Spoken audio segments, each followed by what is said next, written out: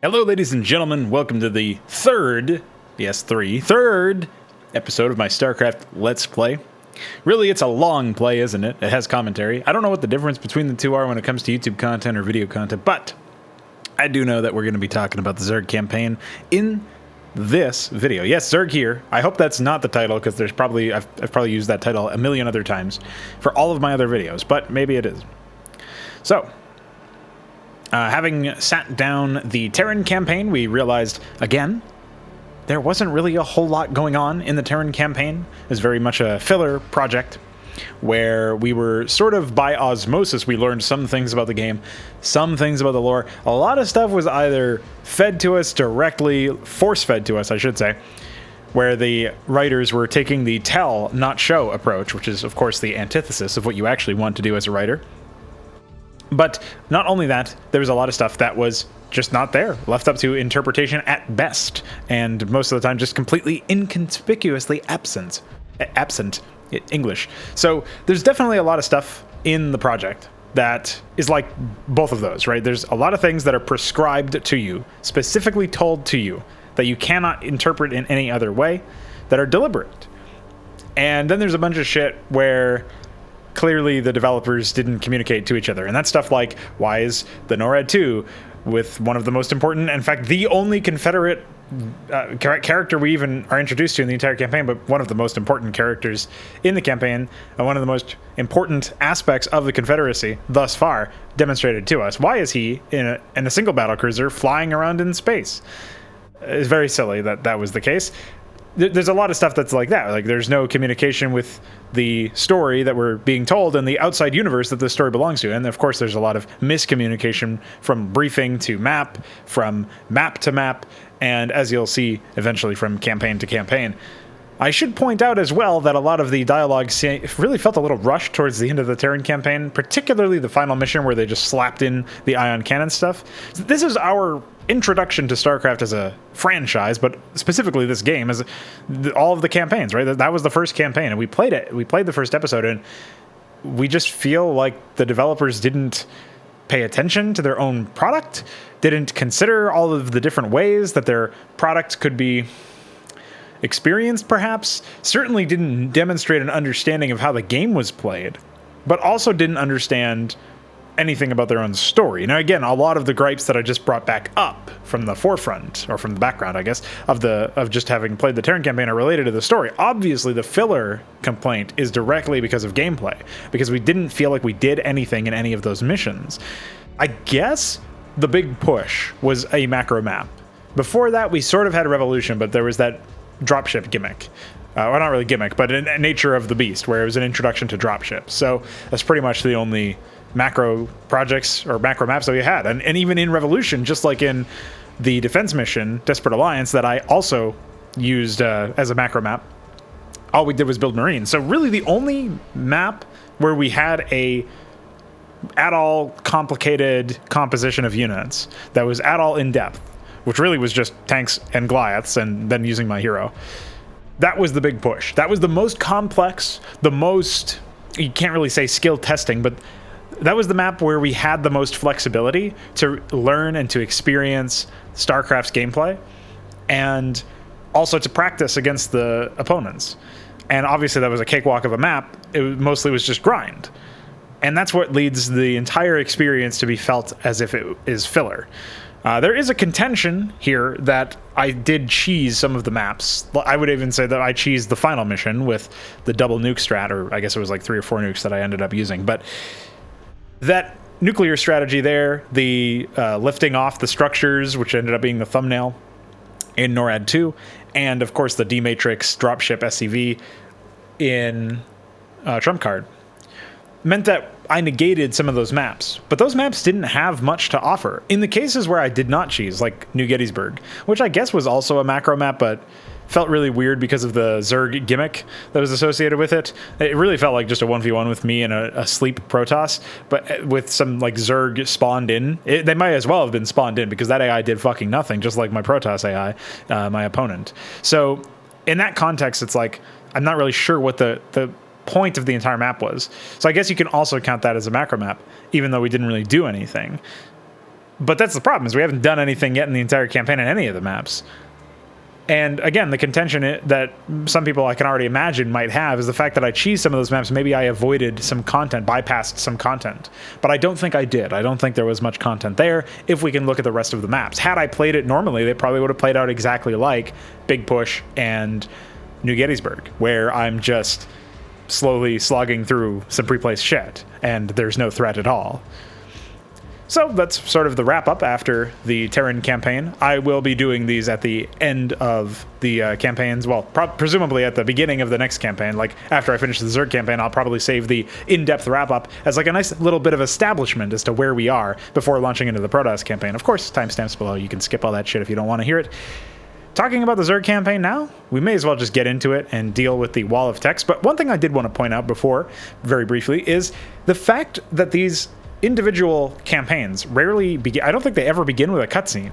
So we have the opening cutscene of the entire game, and then we'll have an opening cutscene for Brood War, which is much more story driven than any of the cutscenes up to this point have been, where all of those were seemingly, like I said, it feels like they were repurposed, just like storyboards from some unconnected project. In this particular case, the fact that we don't get like an immediate narrative hook through a cutscene, I think does hurt the project. Now, obviously, they were dealing with very limited tech and probably a limited budget and many other limitations like file size and whatnot. So I understand why maybe they didn't, but I think it would have been much more impactful. It would have communicated their intent a lot better if they had done one cutscene at the beginning of a campaign and one cutscene at the end. And maybe they would have been able to fit that in if they cut all of the cutscenes that were in between. Text crawls or text walls do not really tell a story. They don't tell a story very well. I mean, they by literal definition of the word tell, yes, they actually do tell the player something. Even if it's well written, it doesn't work in a visual medium, especially an audio visual medium like a video game. I don't like it in books. I only like it in books. I mean, books are all that. I don't like it in movies, and I don't like it in TV shows. So why would I want it in a video game when I can, better than even visualizing something, watching something and listening to something, better yet, I can experience something by way of playing the game. None of that is ever really represented here.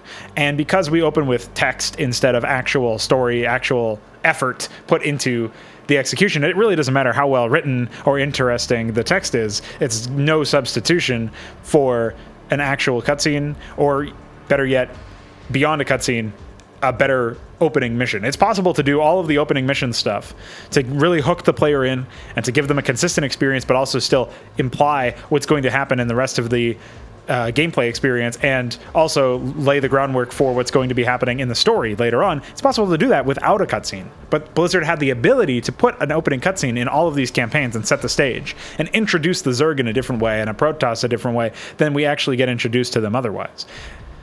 So I have a feeling that I actually am going to be here for a while talking about the Zerg in particular, because I feel that they are generally just portrayed so wrongly. But we will get into that later.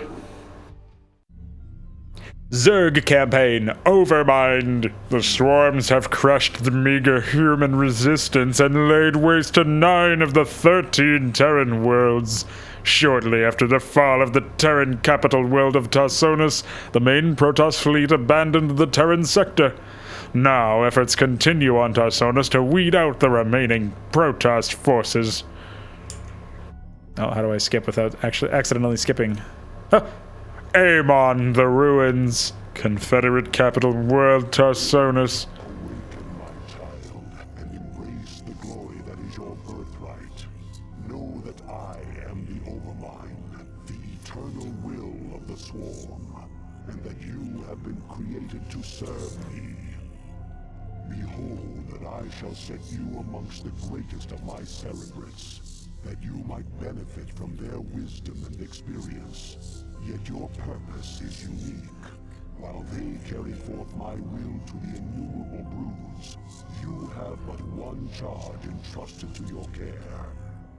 For I have found a creature that may yet become the greatest of my agents.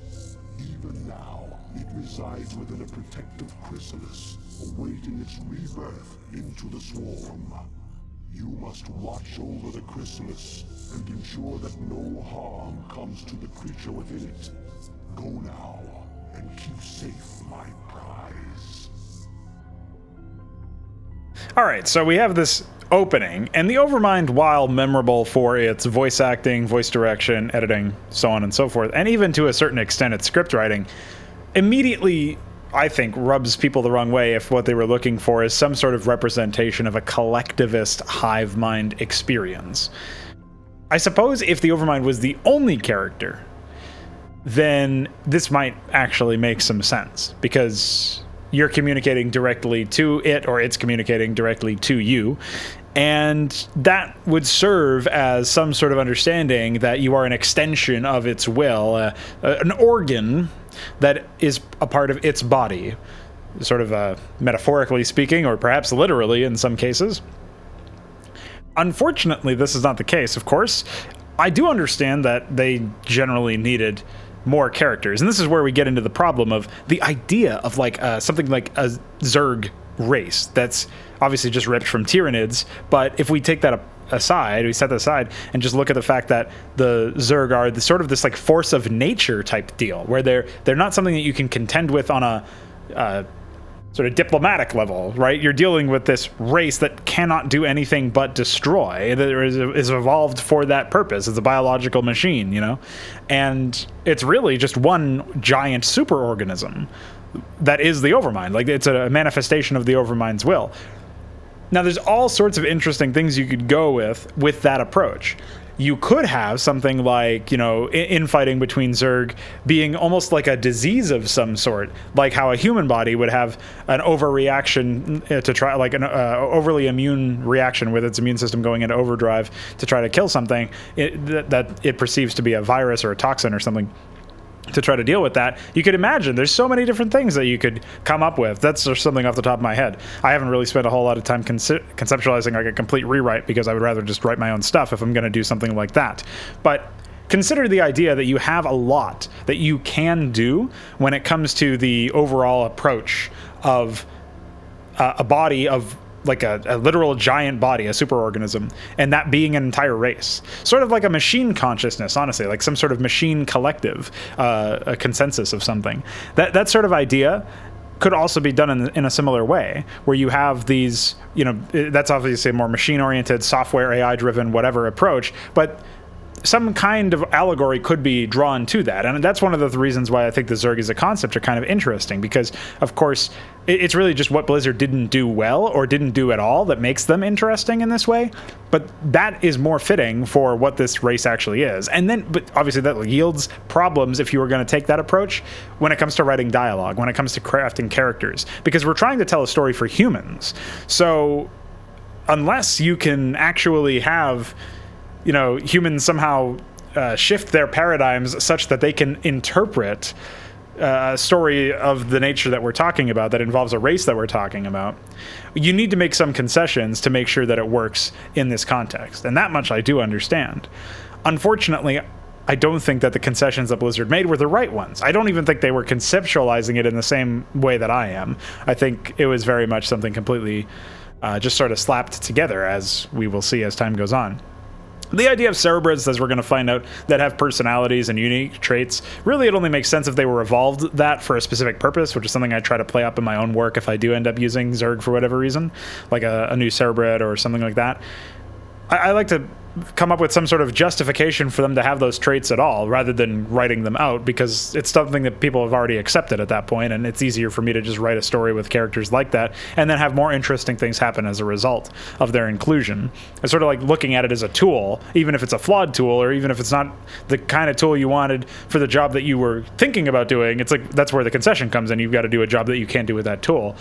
And that's where, obviously, it's much easier and better, I would say, to write your own stories and to write your own races and all that other stuff. But when it comes to the Zerg specifically, I think the reason why they're so, shall we say, controversial in the field of, you know, people trying to write their own stories and looking at it, Starcraft for inspiration, I think the reason why is because of the fact that they should not exist. Like, logically speaking, cerebrids should not need to have personalities, or if they do, they need to be defined in a better ways, and they would probably not have the same level of sentience. Like maybe they would have sapience, awareness, perhaps a little bit of consciousness, but it wouldn't be done in the same way that is so very easily relatable and also obviously humanizing in a very negative way, because we don't want the Zerg to be humanizing.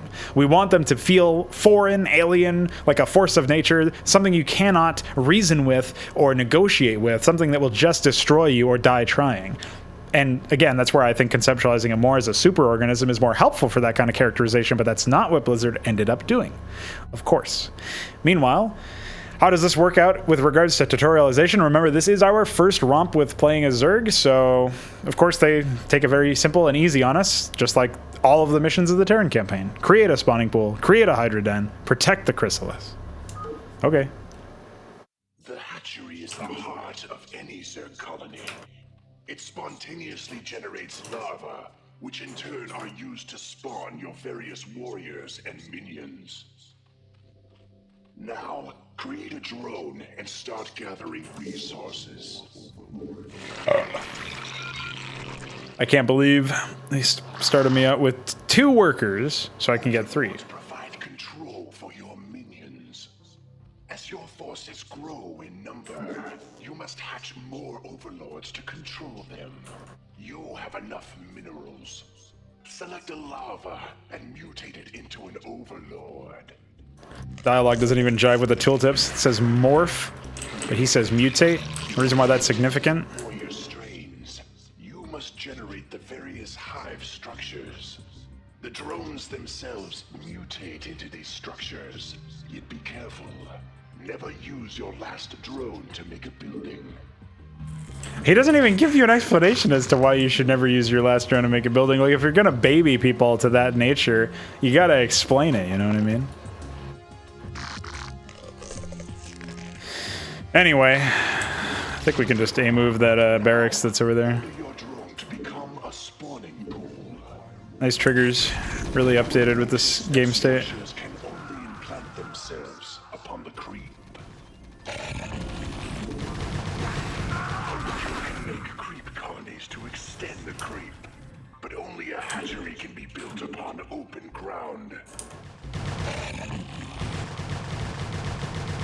Can't believe these guys don't even defend SMH. Maybe I attacked them before they even started their AI. I would believe that. So yeah, we don't even get an introduction to who Daggett is, by the way. We don't even know what a fucking Cerebrid is, actually. At least we know what Overmind defined it, but we don't. Like, he didn't even say I am a Cerebrid. And again, I'm not really a fan of somebody who's just like, or I'm not the kind of person who wants people to just, you know, fuck off and baby me and handhold me, but it seems really weird to start things off that way. AI Goliaths don't really have leash ranges. Some weird bug. Whereas you saw the Marine move back like a normal human being. Also, of course, my extractor is 8 million years away.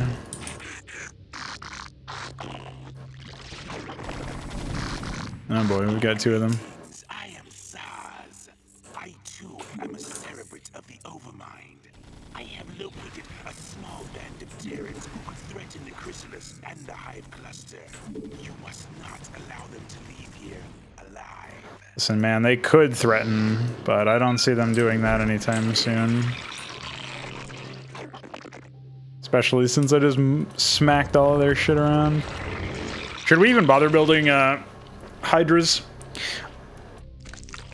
Should we just build a bunch of Zerglings and kill them that way? I feel like maybe that would be funnier.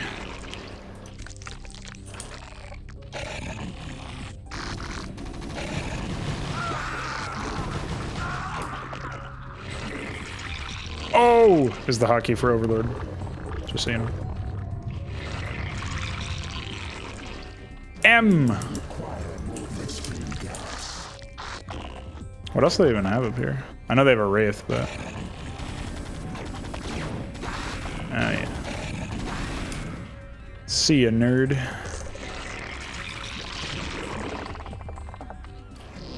Time for a macro hatch.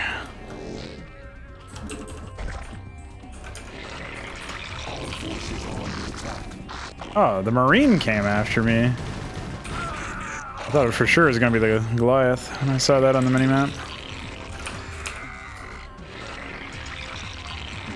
U is the hotkey for Sunken Colony.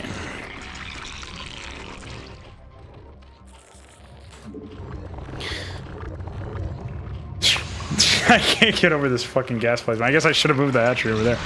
It's a good thing I don't need it. Hydras after all. Just going to kill them very slowly.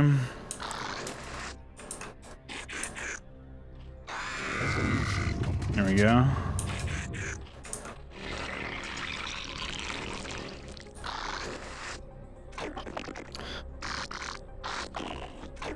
This map is so small.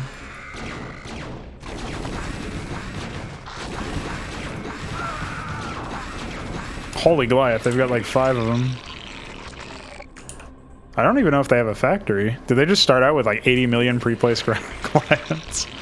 They start out with a starport up here. Oh no, attack had 2 Marine! That's 1 more than last time.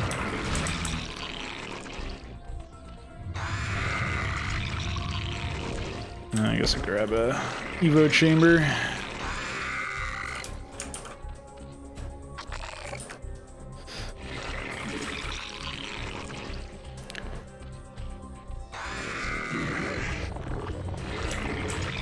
I might need to throw down another hatch, actually. If they ever attack me with wraiths too, that might be a problem.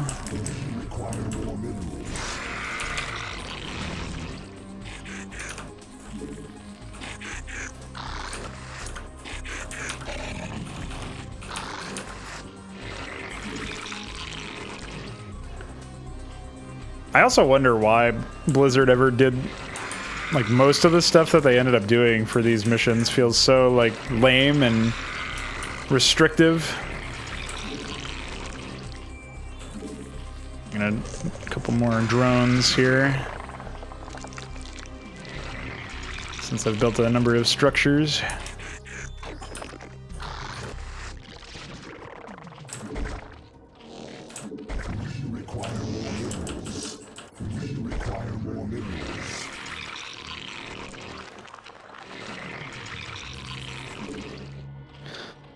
Just to get rid of the wraiths in case, you know what I mean? Yeah, I don't think I have even have enough mineral efficiency to possibly work off of 3 hatches at once, but you know. Oh, fuck. Oh, don't worry. Ahmed, it means you no harm.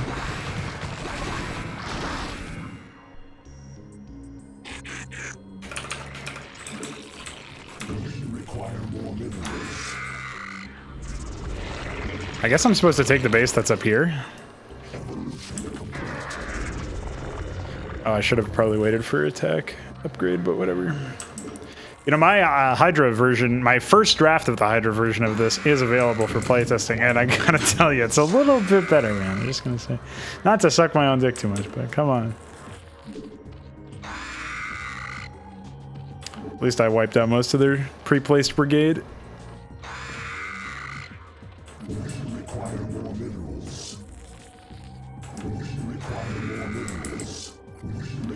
Imagine only building Zerglings for an entire map.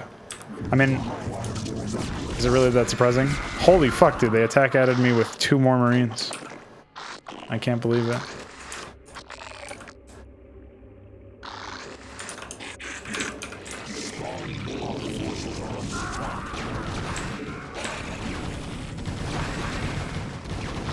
Where's the Ahmed?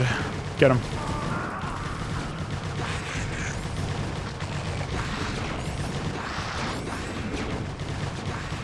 Yeah, I knew they didn't start out with a fucking...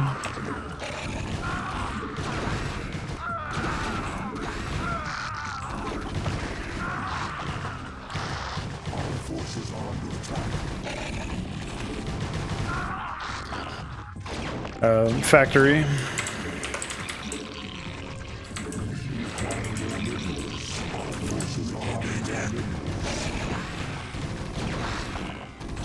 Hi. You don't get to have this, my friend. Nice, I'll get Carapace. Holy kiting! He tried, dude.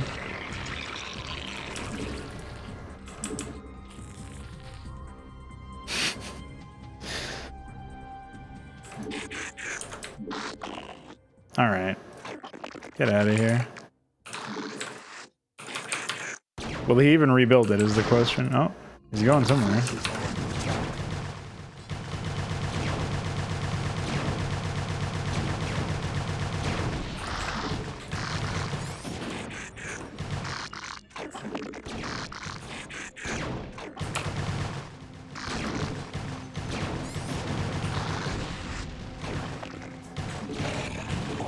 Oh shit, there's an CV over here.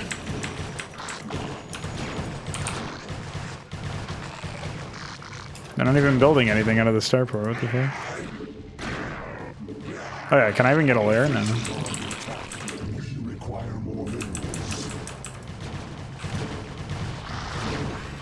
Well, it turns out as long as you float money, you can,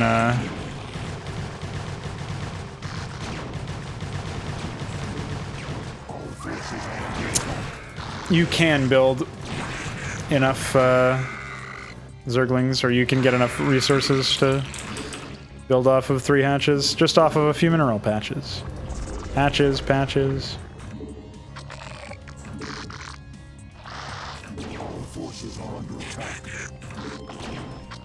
See you, nerd.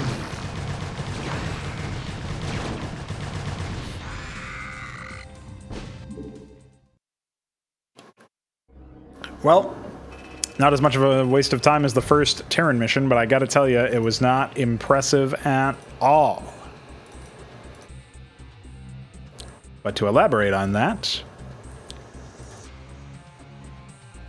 I of course have to jump into the editor review. Check me out. So, yeah, look at the pre-play stuff over here, man. I mean, I really don't think this AI... Oops. I don't think this AI actually gets run. Force 2 commands at least one any unit and elapsed scenario game time. They don't run for the first 3 minutes.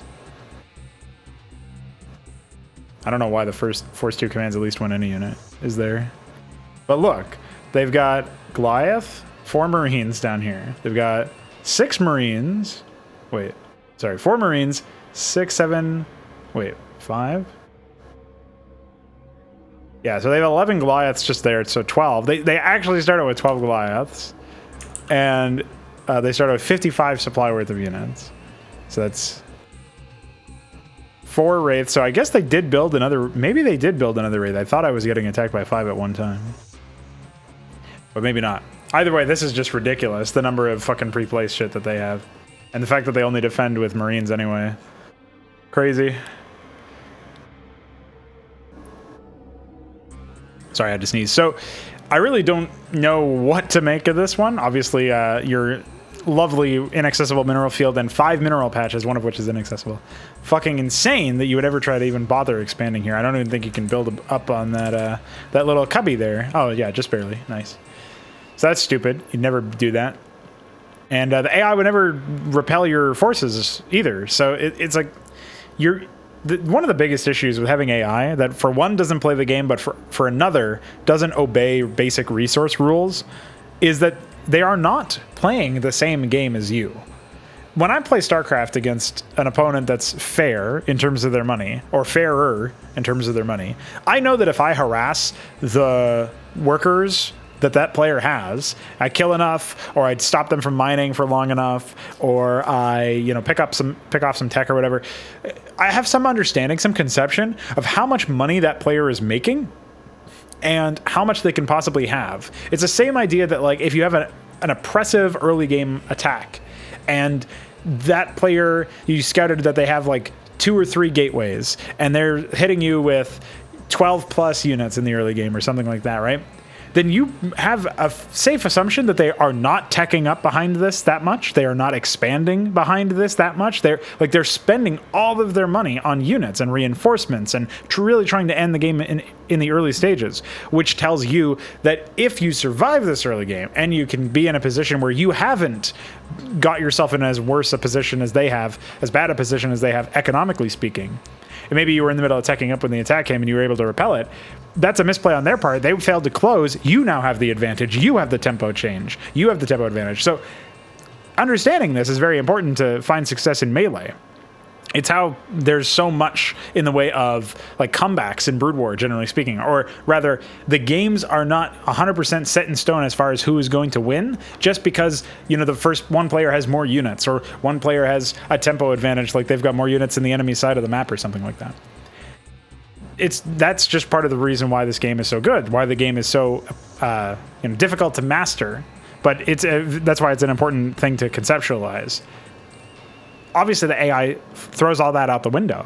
That's why we have this situation where the AI has a billion pre-placed things, 5,000 ore and gas at the beginning of the game, and I'm able to kill them with only Zerglings. It's because they're not actually playing the game. Literally, like on a gameplay level, they're not playing at all. They're sometimes retraining Marines or whatever. They're there as an obstacle to just be destroyed. They're not there as a challenge to face the player. And on top of that, if they were to be really challenging and attack move me at the beginning of the game, it obviously wouldn't be a map. It wouldn't even be content because there's no way that I could hold that. So for these reasons and for many others, pre-placed brigades are anathema to actual like RTS gameplay, and so are resource multipliers and, you know, massive amounts of extra resources on top, because they obfuscate how well you can play and the kind of experience you're having compared to the kind of experience the AI is having. Obviously, I currently use resource multipliers in my own work. That's because there's no alternative yet. We're working on building that alternative by giving the AI the ability to get the same value out of their units that a player can get through micro and through intelligent positioning and so on. But until we get that, obviously the AI is not going to be able to get the same value. Their units are going to return a lot less value, right? Because they're not microing their mutalisks to pick off your Marines or your SCVs. They're not microing their vultures and laying mines in intelligent places. Like, they just flat out don't get the same amount of money worth of value out of their units. So they need to be able to basically overwhelm you with sheer numbers. That's really the only way that they can win and beat you and defeat you, which is obviously not fair. It's not a desirable outcome, but it's much better than this, or this taken to its other extreme, which is like some of honestly, I don't even know if there's any accurate examples right now of this, but it would be stuff like just nonstop pre-placed units with a lot of money and an AI that actually uses those units. And that's where, obviously, like I said, it's not content, because it's just like some weird Simon Says puzzle, or it's stuff that you can't beat, driven to its, you know, very extreme conclusion. So hopefully that sheds some light on why this is a really dumb idea. Structurally, speaking of the layout, there is no layout to critique here. It's barely a map. It's too small. Excuse me. So also, I don't know why there are ruins on Tarsonis. I mean, I know it says among the ruins, but ruins is a jungle tile type. It's not something that you should be placing on a fucking Terran world. It's meant to be Protoss. So again, nobody knows what they're doing. All right, let's go ahead and get on with this. Egression of the Vile variety. Confederate capital world, Tarsonis. I am well pleased, young Cerebrit, and so long as my prize remains intact, I shall remain pleased. Thus its life and yours shall be made as one.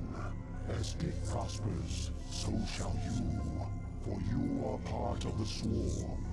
If ever your flesh should fail, that flesh shall be made anew. That is my covenant with all Cerebrits. Now you have grown strong enough to bear the rigors of warp travel with the swarm. Thus we shall make our exit from this blasted world and secure the chrysalis within the hive cluster upon the planet Char. Remnants of the Protoss fleet still linger within this planet's orbit. They will attempt to block our exodus at every turn. My brood shall aid you, Cerebrid, should you require assistance. Okay, bye. One thing we're going to see when we get to the point where we're on Char is how much of a joke it is that you could call that the Zerg homeworld. In the lore, I guess they come from some planet closer to the center of the galaxy, which in and of itself is obviously just like random sci-fi mumbo-jumbo designed to make it seem somewhat mythical or epic, but obviously just ends up falling flat on its face because you can't take it seriously. On top of that, Char is supposed to be like the thriving colony, like again, the home away from home, homeworld away from your homeworld, where this is where your fucking main base of operations, and there's Terrans and Protoss crawling all over, and Protoss have been hiding there for a while, and yada yada yada. So it's hilarious how slapstick this is. It's not like we get intercepted on the way back. It's not like we have to fight our way back to Char, and along the way, like, you know, we're not able to like we're getting intercepted by all the enemies that we end up facing. It's just flat out that the fucking homeworld is just easy for people to land on and walk around. It's hilarious. Like, nice characterization. So we'll get to that, obviously. Again, as far as the Cerebrids go, I didn't really talk about this too much, but I think that they're a fine concept. Again, the issue that they have their own personality. Right now, we don't see any personality conflicts. I am somewhat metagaming because obviously I know that Kerrigan is coming, and Kerrigan is really the unraveling of all of what limited characterization that was done for the Zerg, for the Overmind, for the Cerebrids. Gets completely unraveled as soon as Kerrigan comes into the picture, because again, she humanizes it. She takes center stage. She becomes the focal point of the story and basically our new protagonist, whereas before there really wasn't a protagonist. I guess you could say that the viewport is in full effect, but once Kerrigan comes into the picture, she really takes control of the plot, and this happens especially in Brood War, which I'm dreading because some of that shit is very cringe. But since I am metagaming, and as long as I'm talking about it, the Cerebrids themselves seem like basic extensions of Will. They have character to their voices, but they don't seem to really exert anything character-wise or personality-wise that would make you think that they're anything other than maybe an advisor, similar to the Terran adjutant in a way, where they've done their own scouting and they have figured out some things. They feed you tactical information, stuff like that. That's their role so far, right? Like Zaz in particular is the guy who's scouting. Dagoth is the one who's like offering assistance. He's the mentor, tutor, or whatever. And that makes sense. Like, that's fine in theory. The biggest issue here is what comes later. And this is setting up for that sort of thing to be the case. Whereas before, if they were there from the beginning, allied with you on the map, communicating their playstyle and their preferences and manifesting their character, perhaps their personality, perhaps their strengths and weaknesses as an individual in their gameplay itself. Like, Zaz is too early game oriented, so this can be really useful in the early game, but maybe he gets fucking destroyed if he gets, counterattacked in a very coordinated way. As an example, Dagoth maybe is on the flip side a little too slow on the draw when it comes to early game attacks. He doesn't offer that much benefits. Like, these are like pros and cons to their playstyle, because Dagoth is going to get like a better macro situation, better economy before Zaz does. These are, again, just like shit that I'm riffing off of here. The idea that you could demonstrate some parts of their personalities, where Zaz definitely feels to me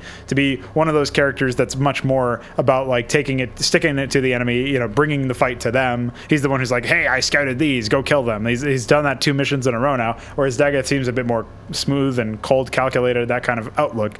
So if you're trying to build that personality into their gameplay, this is how you would tell that kind of story. This is how you would show that kind of personality through the experience that the player has just playing.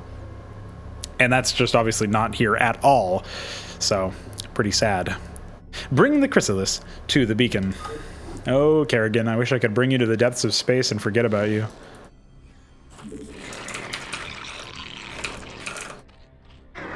Oh yeah, we've got to rescue them for some reason.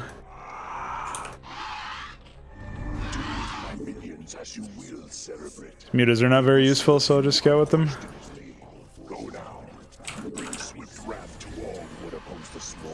Look at this pre-placed brigade. Holy moly. Hey, at least they're building stuff. That might be a bug. So this enters the fascination with hero units that Starcraft ends up having. Obviously, I didn't really talk about heroes as they impact the gameplay when dealing with the Terran campaign, but In this case, they're just stat balls. They're not interesting at all. They've got the upgrades that you'll eventually get for the rest of this shit, right? They have grooved spines and muscular augments. And, you know, again, that's all they have, is they just have upgrades and more damage. Destroyed.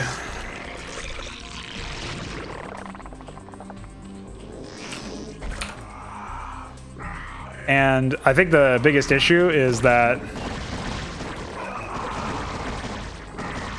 they don't offer a lot. Now, in the case of the human or Terran heroes, it's much the same, right? I like that there's 3 pylons over here.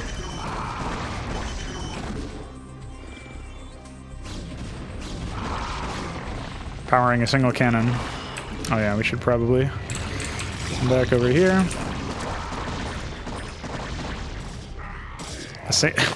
Attack had 1 zealot once again. Hey, at least it came way earlier than the other attacks did. Like, holy shit.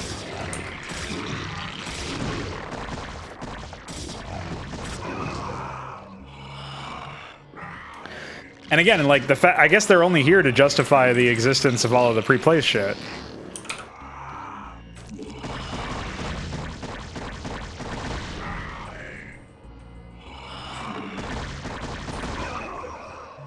That seems to be all they're good for.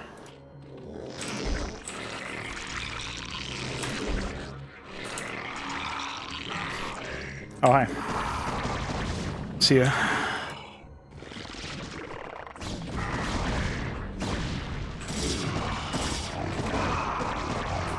Try to move his unit.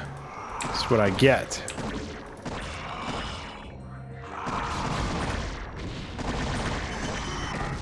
Just depower this real quick.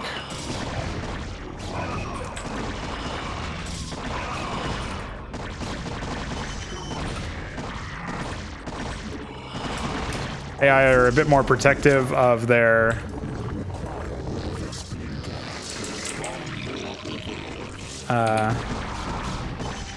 regions that have production structures in them. So that's why they were a little bit more responsive to me attacking those.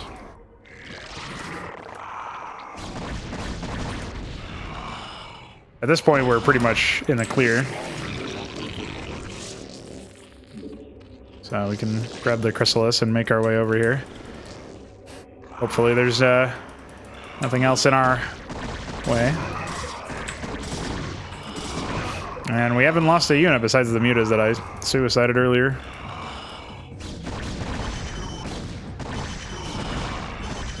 And I think that's it. Yeah, there's nothing else here. I don't know why we have to even bring the chrysalis over here specifically for...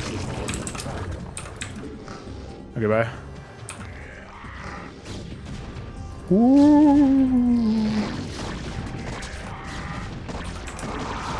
That's just the AI trying to cycle its guards. There's 2 down here that are doing nothing. But again, like, there's no immediate significance to the... Oh, we lost a hunter killer. To that area. I don't know why it's there.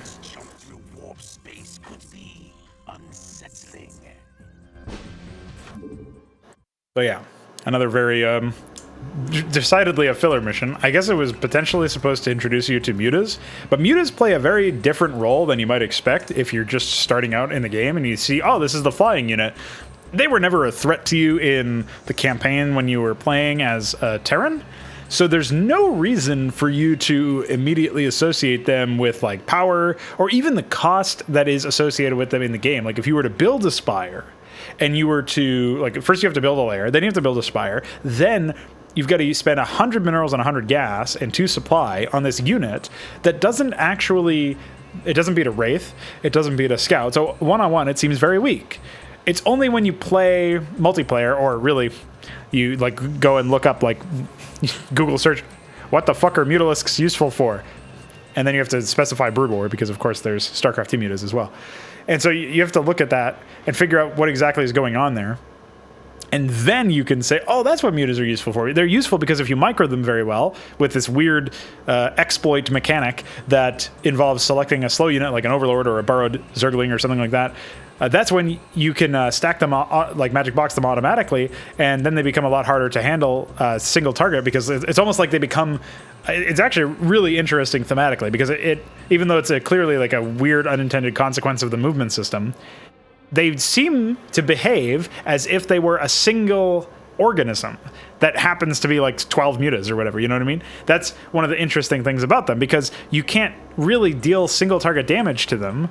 They are much more vulnerable to AoE, but they strike almost in unison, and they're made of multiple disparate parts of individual mutas. It's just that you can't like coordinate onto one unit unless they're in range for a long period of time. And that's one of the reasons why that's such a strong tactic. But it also happens to be, just coincidentally, happens to be something that the Zerg do disproportionately compared to all the other races. You don't see Wraith stacking that much, Wraith magic boxing. You don't see Scouts. So really it's all about the mutas. And the mutas happen to be part of a race that happen to have that thematic of being this superorganism, this like one biological machine. And I really like the fact that it's a happy accident that it happened to be those situations. I think it's kind of neat. But you don't know that when you just give the player 2 of them. There's no real explanation to what the utility of that unit is. Because Blizzard didn't know what the utility of the unit is. Because Blizzard didn't know their own game. Aw, man. Blizzard didn't even know how to play their own game. Ah, geez. Ah, gee willikers. Ah, Blizzard made Overwatch because that's the only game they could play. Ah, man. Ah, Blizzard made Starcraft 2 because that's an RTS they could play. Ah, man. Ah, geez. Ah, Jesus. Ah, goober. Anyway, let's talk about this fucking mission. It's shit. So, this is the second map, and we have a base that's arguably worse than the first map, even though we start out with 2 hatches, because the gases, maybe it's a little bit closer. Minerals are further away, I feel like. And the hatches could have been closer to either the gas or the minerals. Ah! Why do you do this to me, Blizzard? Meanwhile, Protoss units are pound for pound way more deadly than the units of the, shall we say, the other units, right? The Terrans or Zerg units. Like, it's much more impossible, we'll say. It's just flat out impossible for me to get like 12 Zerglings like I did in the early game of the first map and poke out and actually do damage when you've got pre-placed Zealots and Photon Cannons and even Dragoons, really, as well as, of course, Scouts. I guess I could have taken this side route down here, wiped out the goons, ignored the photon cannon or killed it, and just ran away before the Zealots could come back, and then charged down here where there don't appear to be that many pre-placed. I don't see a single pre-placed Zealot. I see 1 pre-placed Scout. So this actually would have been a good plan if you were going for a Zergling build, but why would you when you're handed 6 hero Hydras that deal ridiculous amounts of damage and already have the move speed and range upgrades from the word go? You wouldn't. You would never do that, especially since this base is completely inconsequential because they attack at 1 Zealot. That 1 Zealot comes from a pre-placed brigade of like 16 Zealots that are up here in the top right. It's like punishing the player for even bothering to scout or explore the map or try to find info on their enemy. It's further compacted by the fact that your objective has nothing to do with your enemy. You just kill some pre-placed shit over here, and then you move to some random arbitrary spot on the map with a power-up. And I think, I don't even remember if they actually tell you that you have to move a drone into the Chrysalis to pick it up. I don't think they told you that in the first mission, and that's when you could have done it by accident. So yeah, I've got no idea. I don't know what's going on there. So yeah, a lot wrong with that already. On top of the fact that the map is laid out in such a way where there's no expansion, so it's a downgrade from the previous mission in that respect. There's not even a shitty expansion for you to take. So that sucks. And there's pretty much no place where your enemy does not have a strong force, besides, again, this small piece of land over here where they've got 2 goons. So that's stupid. And yeah, I don't like the whole layout, the whole conversation you can have about how functional the layout is and how impactful the AI enemy is and yada yada yada. All that gets destroyed and undercut immediately by the fact that you just move here and win. Just moving here and winning means that the rest of the map doesn't matter. Like, it literally does not matter. Only thing that matters is the pathway between your base and the move here to win button. The move here to win zone. So, completely destroys any investment that you can even have into the rest of the map. It makes the whole rest of it inconsequential. The only way that it would make it consequential like as if this was the pathway to it. Like if you remove this ramp and then you sealed this shit over here and made that the only way in, so you have to go through the enemy base. But then why not just make it so that you can attack the enemy base and that's your objective for winning? Like why does it have to be moving to an arbitrary location on the map? It doesn't even make sense. So it's just that the story doesn't jive with the gameplay whatsoever in this particular context. The reason for you winning doesn't make any sense, not in a story context or in a gameplay context. It does not make gameplay sense to ignore your opponent entirely beyond killing their pre-placed shit and then moving to some dead-end area. Like, there's no reason for that. And that's another reason why this map feels like shit. So hopefully that was an in-depth takedown destroyed by logic and fact. Let's get on with it. If I can find my window. There we go. With the Protoss forces beaten and scattered, the Overmind has withdrawn the swarms to the remote ash world of Char. The End Dominion! Primary hive cluster, planet Char. Behold the power of that which is yet unborn. For the swirling images that flow forth from the chrysalis are only a shadow of the sleeper's true power. The psionic What? emanations of the chrysalis have reached Oh. out into the depths of space and lured our enemies to us. Even now, we are aware of their plans. All squadrons close formation. Scan for hostiles. Emperor Arcturus believes that there's Zerg out here. So it's our job to flush them out. I don't want any slip-ups this time. We'll show these critters that they can't run from the truth. Engage the Terran forces with care. Your priority is to protect the chrysalis at all costs. So this mission does a lot of things wrong, in my opinion. The first of which is, of course, pre-placed brigades, as we'll get into. The second of which is it actually converts the chrysalis into a structure, which feels like a weird gimmick and abstraction. It's just a story thing, but makes the chrysalis vulnerable. And then they pre-place the chrysalis in a vulnerable position. So it's just a double fuck you. It's like, oh, by the way, now it's vulnerable. Okay. Oh, by the way, we placed this vulnerable thing in a stupid position. Okay. What next? Oh, by the way, the enemy builds nothing but tanks. What the fuck? Like, why? Why would you do this? So this is actually the Zerg's version of the noob killer. I mean, the previous mission still required you to actually leave your base and attack, but obviously the second mission was a cakewalk because of Hydras, hero Hydras, and the first mission was a cakewalk because herder, I don't start for the first 3 minutes of fucking gameplay, AI. So this mission actually has AI that I believe does speak in on the first frame of the game, as it should.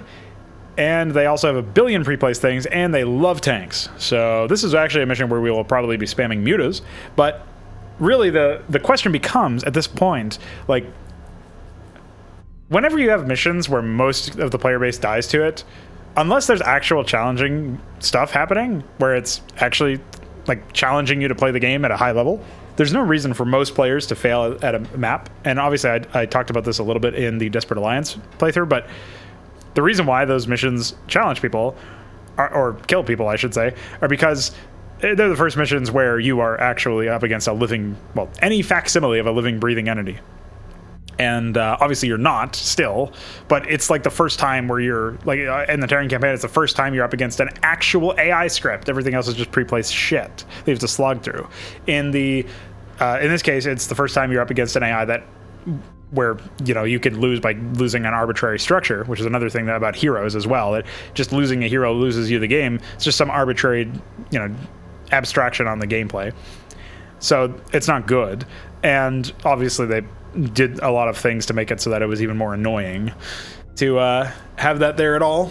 And of course, like I said, the gimmick the story, I wouldn't say gimmick, I guess it's just a cop-out of having the chrysalis summon enemies to us. It's almost like the chrysalis is a cure for the bad writing of like, what are they going to fight it when they get to this point? Because there is an issue with RTS storytelling where you have to have every single mission tell an important part of the story, and hopefully explain something about the characters such that you can either learn about the character or the character itself grows, so you get character growth and development. You need all of that stuff to happen in a mission, and in order for it to be an RTS mission, it also needs to involve gameplay, and so there needs to be a justification for that gameplay. So there's a lot of noob traps that unfortunately Blizzard themselves blundered into in this particular case, where they just ass pull enemies for you to fight because they don't know what else to fucking do, because they wrote themselves into a corner and were too lazy to refactor it, or it was too late by that point that anybody noticed. So that's obviously very unfortunate, but that is a legitimate issue. And in some ways, I actually feel like maybe I should just take the kid gloves, you know, take those kid gloves and put them back on and use them to handle this as if like it was some Babby's first RTS story, because there's a lot of obvious beginner mistakes that would happen in this case if you never wrote an RTS story before, or if you never thought about an RTS story before and decided it was time to write one. So I'm not actually going to do that, but that's honestly one of the things that I've been thinking about lately. It's like, maybe it's better to conceptualize this as if it was some random dude's first campaign. Like, how would I try to gently explain where he fucked up every single fucking step of the way in this particular context? And, you know, maybe that would be more useful in that sense. But I still think there's plenty of value you can sift through in this project, in this video series. It's just one of those things that, unfortunately, I can stop at literally any point and explain in 69 different ways why Blizzard fucked up, because they just don't stop fucking up. It's also worth noting, this is a very, very niche point, but pay attention to the UI in the Zerg campaign as well. The briefing room and the in-game UI is just infested UI. So you don't even get your own UI. It's like they're building the Zerg UI out of existing assets. And I don't think there was a budgetary reason for this. It's just like creative bankruptcy, where instead of making them their own thing, it's like, oh yeah, this just infest the Terran stuff. It's kind of an interesting idea, but it's actually better suited for actual infested races, not just, you know, like, where's the actual Zerginess of it, besides there just being a bunch of random sludge everywhere. Protect the chrysalis. Eliminate the Terran presence. Open the Terran presence. Oh, I start out with less stuff. Oh yeah, and they're all spores. I forgot about that. So we could also do like Hydroling or something in this particular case, I suppose. I think I can squeeze in another hatchery over here. I fucking hope so. Oh yeah. Classic move. Just a million pre-placed... Wait, do they have stim? They have stim at the first frame of the game! I'm not sure if they also have... Oh, they do! They give them 1-1! They gave the 1-1, maybe even Marine range, and stim at the beginning of the game! Holy moly!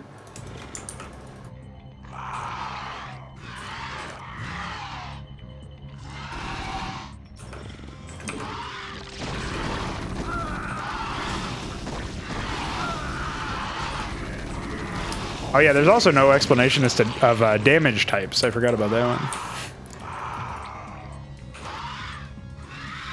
So the main reason why you potentially want to go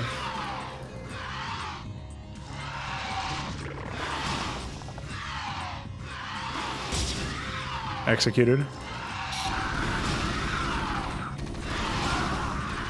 Yeah, the main reason why you want to go for mutas in this map is because of the sheer number of tanks, as I implied earlier. Oh, I keep hitting Q to patrol. That's why I'm not actually doing it. Yeah, they definitely have range already. That's pretty embarrassing. Alright, so we're definitely... It's going to be a while before we can afford a lair or any of that shit, so... Ashworld tile set as well, our first introduction to that.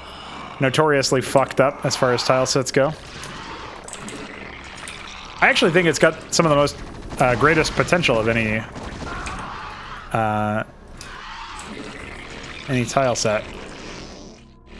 But, of course, it's barely a tile set. Has almost no doodads. Only 3 different variations of cliffs. So on and so forth. Pull some drones off. Minerals for gas. Debating whether or not to go for a 3rd hatch earlier. Ragnasaur! DK has some hate speech if you want to watch some of his videos on that. Check out You Must Survive. I think it's Mission 8 or something.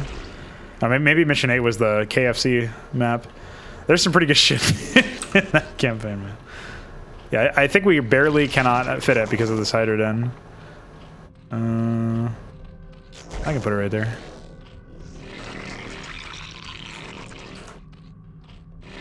Alright, we'll go for a lair. L, by the way. Yeah, we're holding it, too. So, yeah. No tiles, no doodads. 3 North Cliff variations. Repeating a lot of variations otherwise. I also don't know what the eggs over here or whatever are supposed to be. Seems a little odd.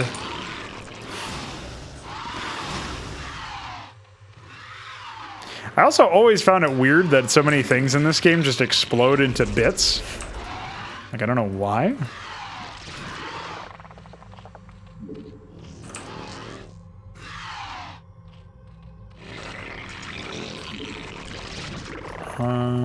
What am I missing here? I didn't start with an Evo chamber, but they started me off with a bunch of fucking spore colonies. I don't remember if I've talked about this pet peeve of mine before. I'm sure I must have, but it might have been on mod streams or something, as opposed to within actual content. But I have this pet peeve where I strongly dislike any situation where there's pre-placed shit, and yet they didn't have the capacity to actually build that pre-placed shit. I guess we'll wait on the Evo chamber upgrades. I want to set up my other base.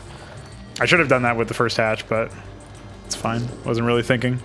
Also, the lava here stopping us from building as close as we would like to. Although maybe, I don't even know if we would be able to anyway. Also, of course, the AI being completely asleep at the wheel here. Well, I say that, and my wish is granted.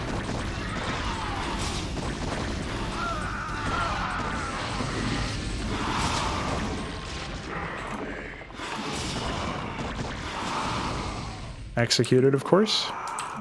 And we went for Hydra speed, but I don't know if I'll be sticking with that.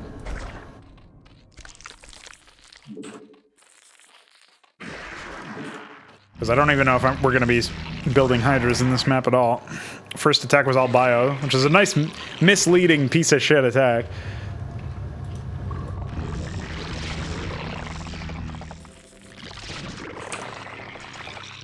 Can't believe this is all we have to work with, too. Maybe it's enough to only get 12 mutas, though. I'm going to get Burrow. And a single Zergling pack. Have another Overlord. More drones.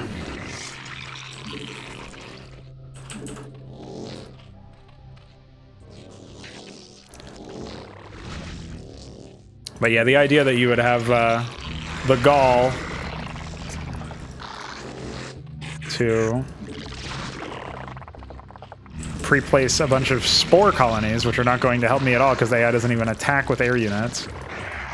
And yet you're also going to have the gall to say, hey, that's fine.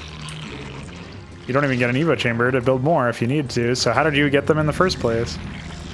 Very, very goofy.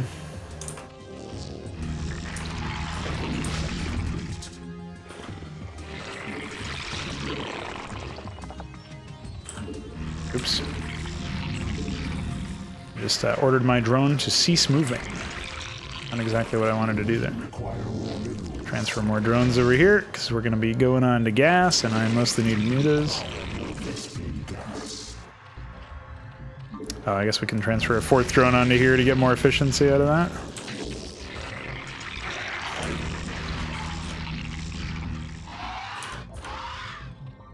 Oops.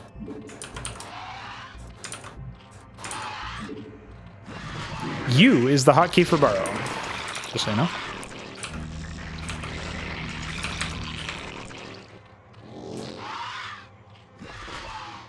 Actually, I just come over here. We'll cut drones for now.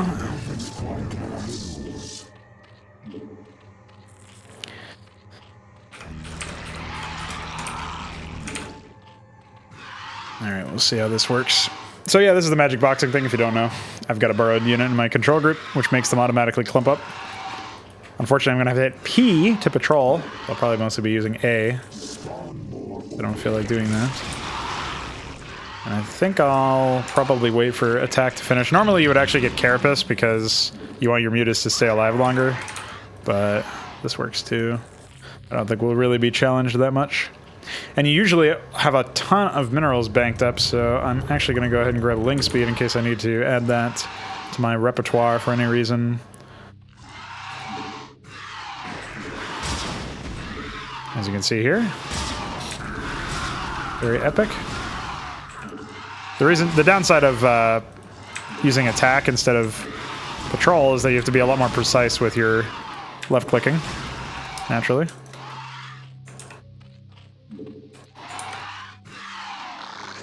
Oh yeah.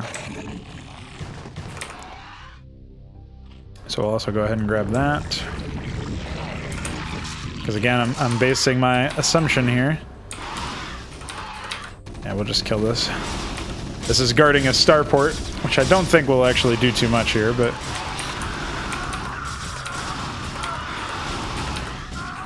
Enjoy my keyboard sounds. Probably the only time I'll actually need a micro or anything.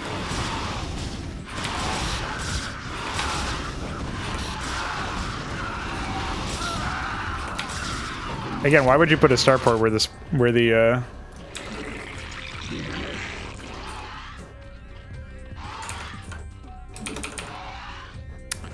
the fucking command center goes?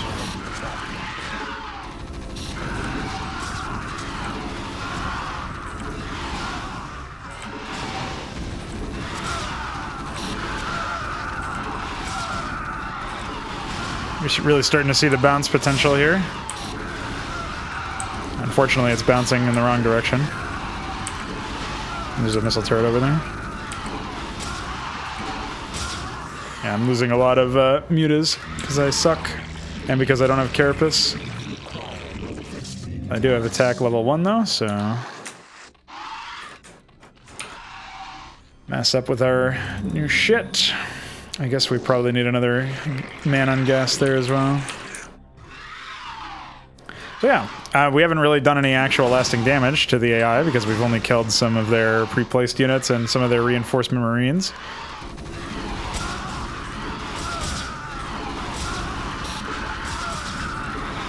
I'm also not really exiting the range. I don't really play as Zerg often enough yet to know the matchup exactly.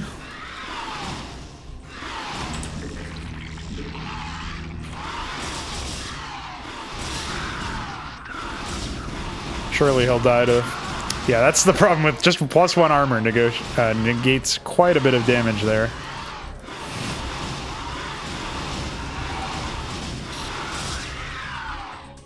And it's with him stimming too, remember? So, we'll wait for now.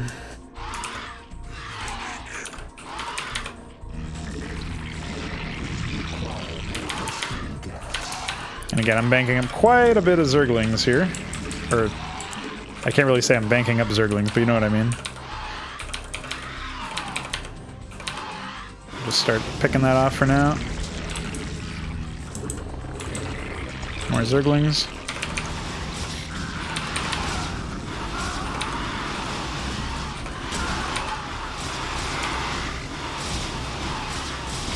Yes, defend with your fire bats.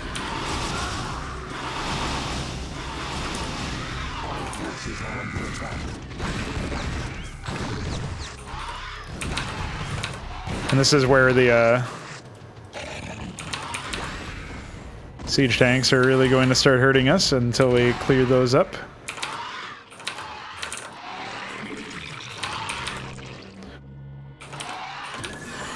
Not even gonna bother.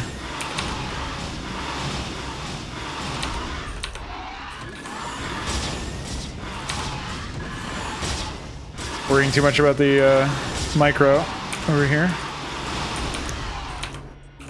They've got some tanks in siege mode pre-placed. I don't even know if they have siege mode itself, though.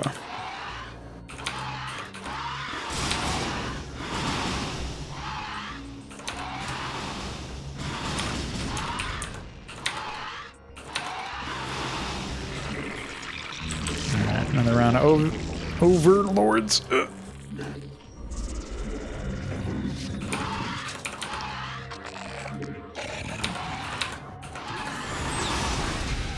Oh, they do have siege mode. So we've already killed like 7 tanks. And this is 4 more. 5 more.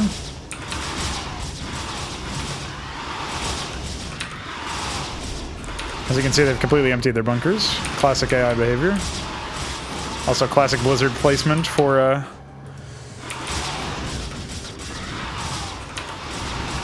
production structures. And yeah, we've basically done it now. So they have rebuilt their starport, surprisingly. Not built any wraiths, because why would you build wraiths? You know, you don't need them.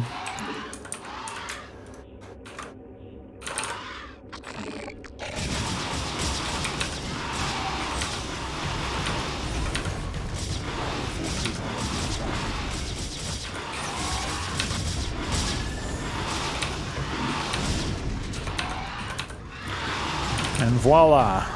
Accidentally killed another tank. So yeah, the name of the game was definitely Tanks over here. And that was it. That was the only name of the game.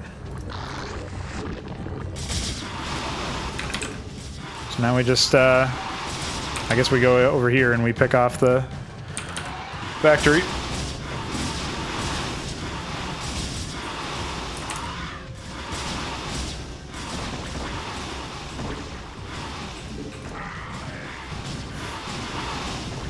And now we wait for the game to end itself. And again, the idea that you would have no opportunity to expand, no real contention. I think we suffered a single attack. We probably were about to get hit with another attack there, but it was just like vultures and bio units. Again, I don't even know if they were going to bring any tanks. They certainly canceled their attack plans very quickly.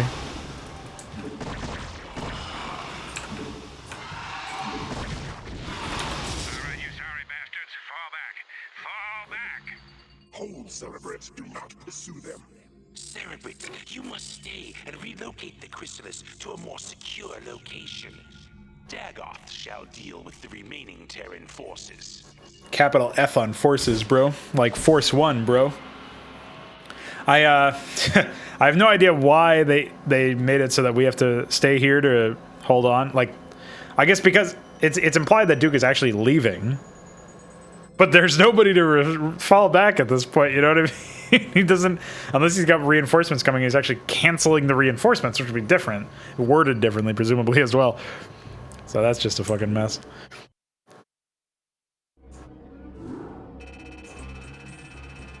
Well, yet another editor review coming at you. Don't have much to say about that map, to be honest. So, here we go. Check the unit layer. Ah, classic 60 supply. How many tanks do they have pre-placed? 1, 2, 3, 4, 5, 6, 7, 8. 8 siege tanks that I counted. That's a crazy amount of siege tanks. Decent amount of bio units as well. And of course, a couple wraiths, a couple drop ships. So really, what did they build in that map? They had 1 production structure each. So they did build a machine shop. They did build a control tower.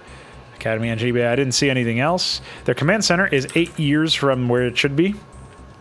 Just like your hatchery. It's actually as close as it could be to the minerals, but it could also be down here, and it would have been better. And the hydrogen could have been away from that area, and it would have been better. And, of course, this area... Now, just to be sure, yeah, so it looks like we were basically stuck building it here anyway because of the placement of the geyser. So even if the lava hadn't been there, it wouldn't have interacted with it in any way. But that being our only expansion really sucks. I really wish that there had been more. I don't understand what the purpose of this is. Like, at what point are you going to have control over this area, build the base, and be able to benefit from it, and the rest of the base is not going to have been destroyed?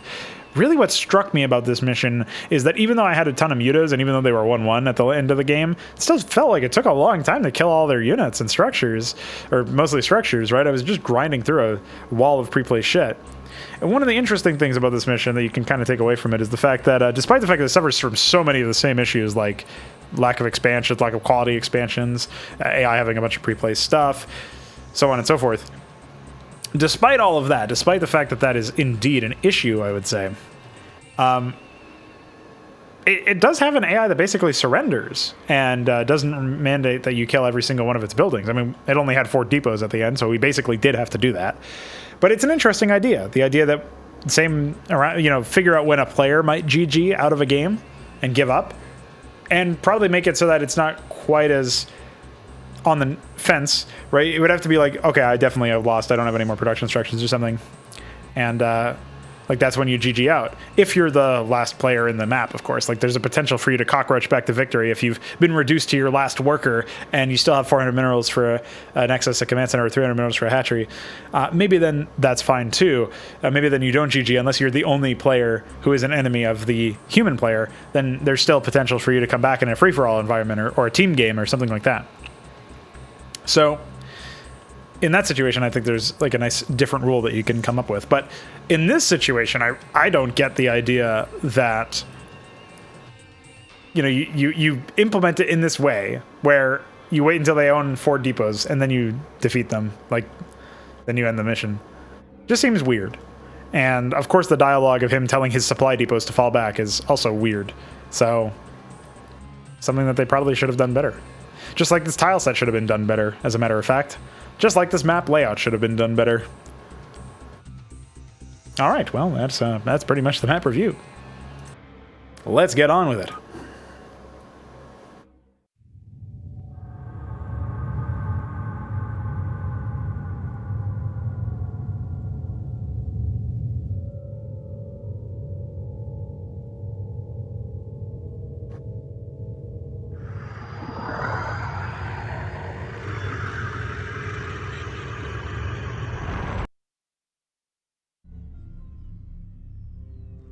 Oops.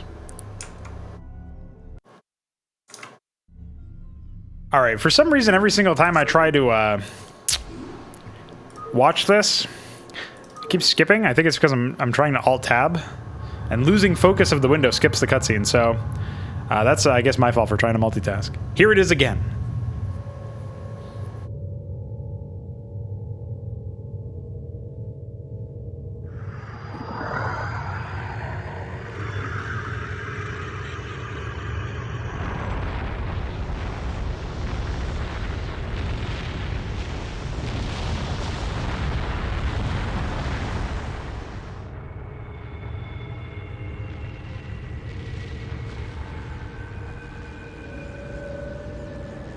The idea that those volcanoes would be erupting that far up into their fucking atmosphere is pretty insane.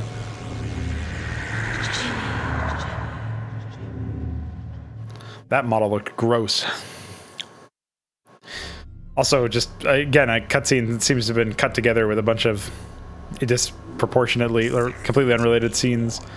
While Dagoth is occupied with the forces of the Dominion, the emanations of the chrysalis have called even more of our enemies to jar. These too shall be eradicated by your hand, Cerebrate, for you grow more cunning with each passing battle. Indeed, you are a testament to my will and the fury of the Swarm. Yet first must you stay your wrath and watch over the chrysalis a while longer, for the very hour of the Sleeper's rebirth is at hand, and soon my greatest creation shall be loosed.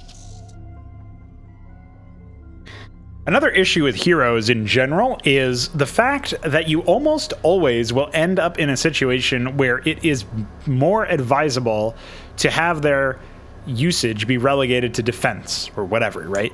And in situations like that, I think it becomes obvious that the scale is out of whack. The scale of an RTS, at least a large-scale RTS, has no place for heroes, precisely because single units are unlikely to turn the tide of a battle. If there are going to be single units that completely change the face of how interactions are played, well, you might be risking your super unit syndrome there. But assuming you even implement it well, it's probably because it's like a very late game end tier level, end tier unit. And that's the whole idea, is like, oh, this is the final fucking showdown. This is the highest tech stuff. And, you know, we're talking about like, I mean, really vessels, science vessels, arbiters, and defilers and stuff, they have the potential, but you need to build more than one of them to make sure that you realize that potential, because the margin of error is so small just using a couple. Like High Templar, for example, you don't want to just build a couple of those.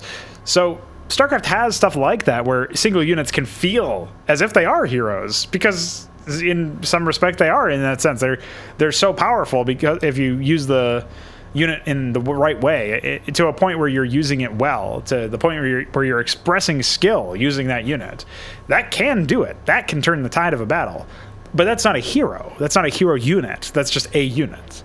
And there's nothing special about it beyond its own combat capabilities. There's nothing gimmicky about it. You don't have, oh, I can only build 1 or 2 or 3 of these. Oh, I can only, if I lose that one, then I lose the whole game. And like, it completely subverts the entire mechanisms by which you play an RTS under normal circumstances. And that's one of the biggest issues with heroes.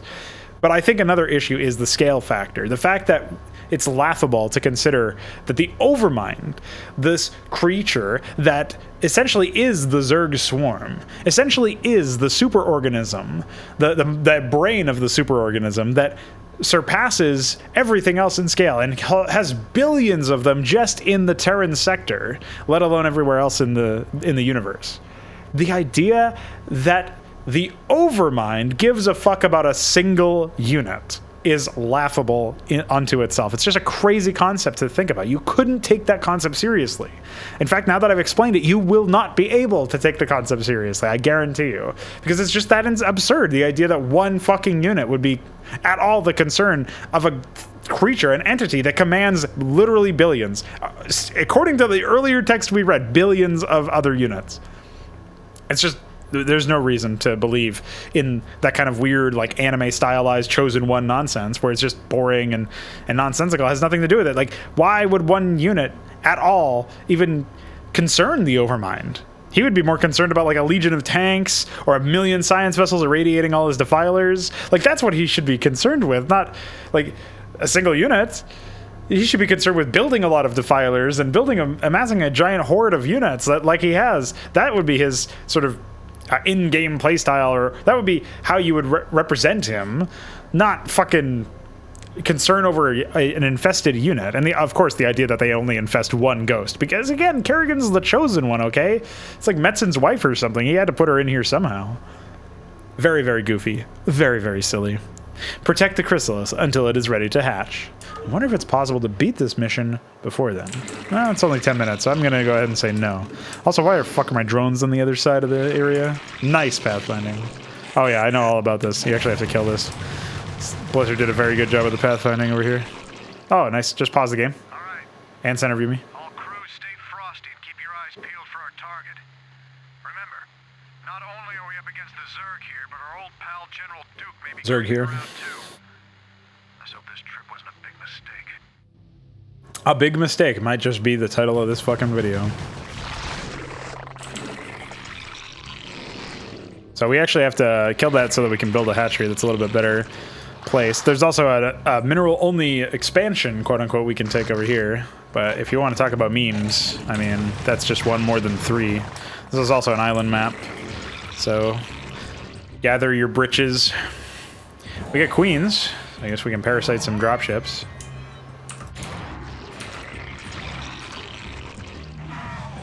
Oh, hi. Oh. Fuck is the hotkey? R? See ya. Hey. Fuck you, man.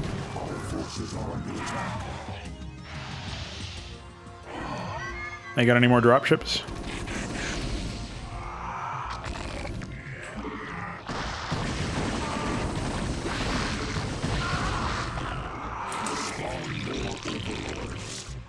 Oh.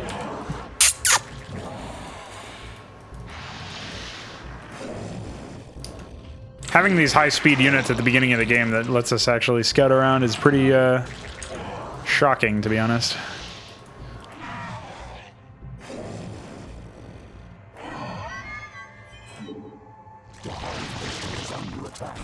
Hey. Parasite this fucking Ragnosaur, to be honest.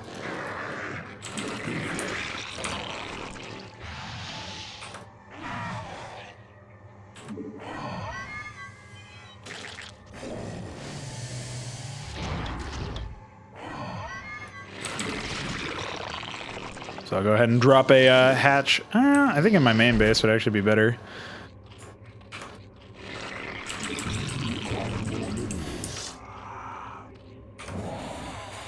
Alright, I can parasite something else, but I don't know if there really even is anything else to parasite. Because if you... Oh, nice mineral efficiency. If you end up... look at the pre-play shit in this map, by the way. If you parasite everything, obviously, there's... like, they don't build any more transports until you start killing them, so... I think there's a turret ring everywhere, yeah. Classic. Hi. Yeah. Parasite detected.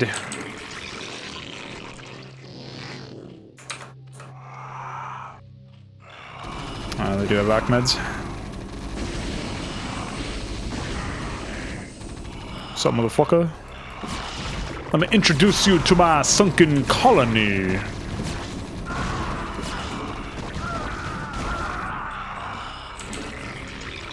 My sunken colonoscopy. Holy shit, they can access that.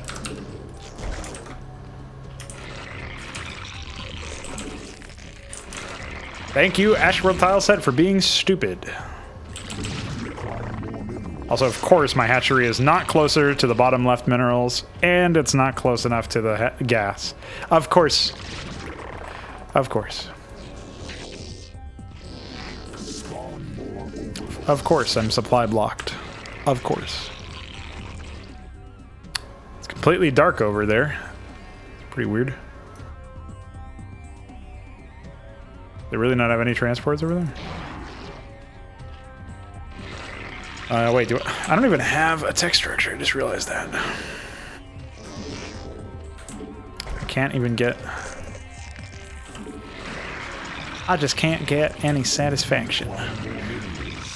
You know what I mean? Hi. Imagine just flying through my base.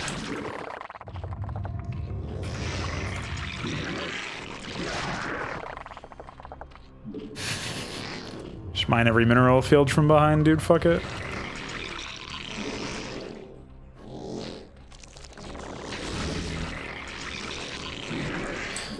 Alright, at this point we're cutting all drone production.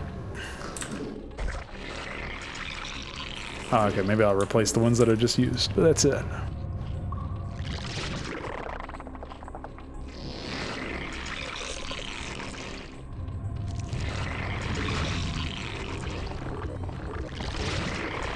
I don't think I'll be using mutas in this map, even though, again, it's an air unit, or an island map. Don't think that will be necessary. I think we'll just go the classico, spam hydras.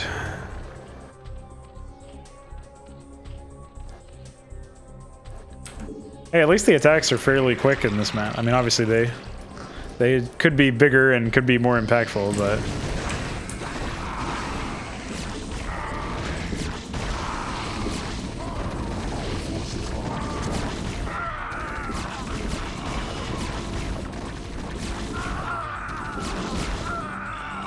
Standard.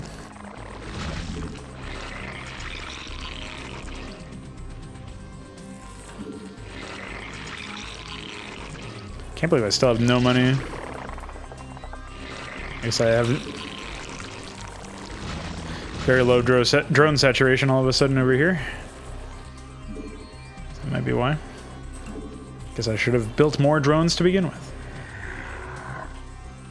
And I'm sure it's also fine because as soon as I say I have no money, there will be 10 million resources stockpiled. There's no Terrans even on my island right now, bro. Should have synchronized that transmission with some actual event if you wanted something to happen. Standard. No, Ahmed! Bad! Another center view and pause. Arise, Kerrigan. By your will, Father, I live to serve.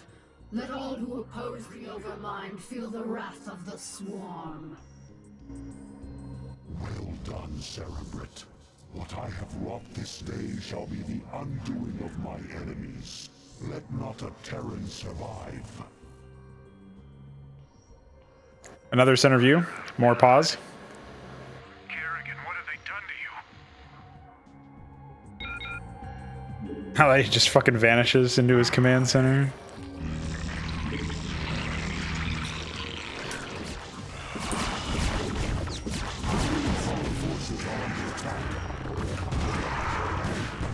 Dude, while that pausing was happening, I was losing drones.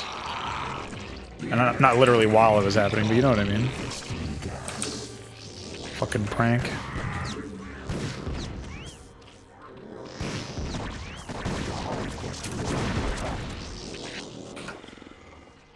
I'm sure everything is fine.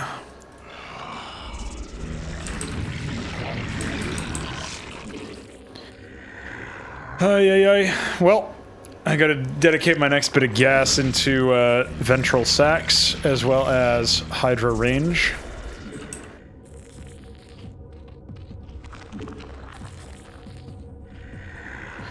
I could expand, but I don't think it'll be necessary. I'll just mass up a giant Hydra force and drop them over here and then kill his command center without that much trouble, I would imagine. I like how Overmind directly says, "Let not a Terran survive." And what do you know? I can win the game by killing a single building.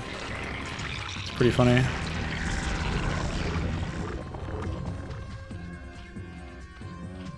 I guess I need another drone for this. Jesus.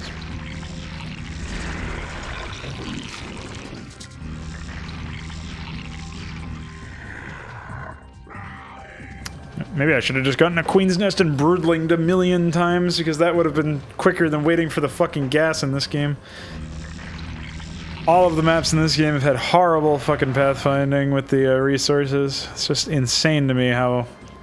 I actually had to put 6 drones on gas. Dude, help me. Send me some gas. Fart in an envelope. And email that shit to me pronto, because this is fucking ridiculous. Alright. Now that I've waited for enough gas, I'll get my second control group. Prepare my men. Oh, this is just a horde of Ahmeds. By horde, I mean 2, but... Oh, there's 3! 3 Ahmeds! 4, 5, 6! Dude, holy Ahmed, why did they build so many? What is the point? Alright, then we need grooved spines, and then we can...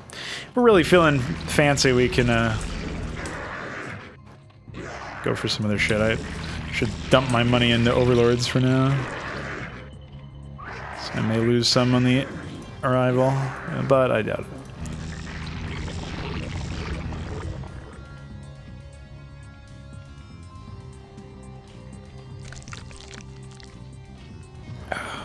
Also one of those cases where I probably miscalculated. I probably could have synced up Tier 1 Carapace at the same time as having Tier 1 attacks from one Evo chamber.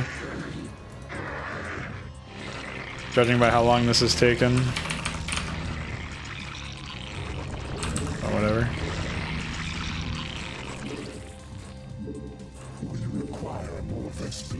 I'm working on it, man.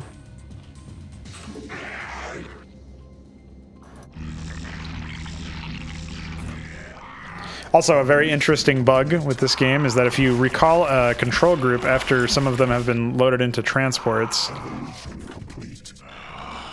you will overwrite the control group. So that's pretty epic. It means I do have groove spines, so that's good. Right. Off I go then. It's probably way too many units, but I, you know, it is what it is.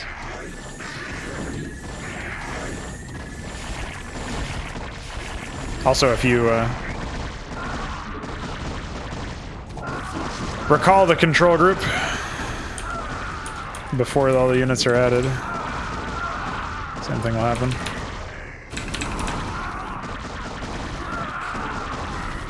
Yeah, they had nothing over here. They didn't even...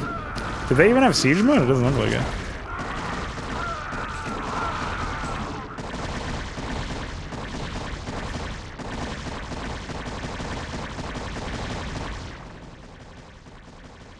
Oh, that's some lag. Is that really you? To an extent. I'm far more than I once was, Jim. You shouldn't have come here. But the dreams.